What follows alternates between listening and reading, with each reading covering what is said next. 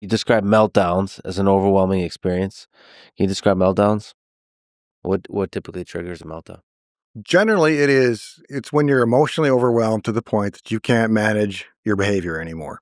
And so you see it in the movie Rain Man when he's trying to get on the airplane and he's kind of forced and he starts losing it. That's a meltdown.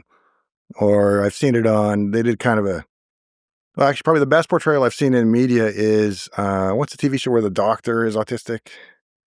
He's Anyway, there's a TV show where a doctor is autistic and he's a surgeon, and he is eventually banned from surgery because of his autism, and he's always wanted to be a surgeon, and he has a complete meltdown, and it's a pretty good portrayal on television. So What is actually happening? Like there's a threshold you cross that it's just like yeah, the switch flips. it's like blue screen, essentially. Yeah, kind of. For the brain algorithm. So switch flips, you go kind of a primitive brain. Your frontal cortex shuts down to an extent, I think, so you don't have the benefit of decision making and filtering. You're very reptilian brain in that state. And it's really a panic state. And so it's a panic and a fight or flight response to not being able to tolerate the current reality.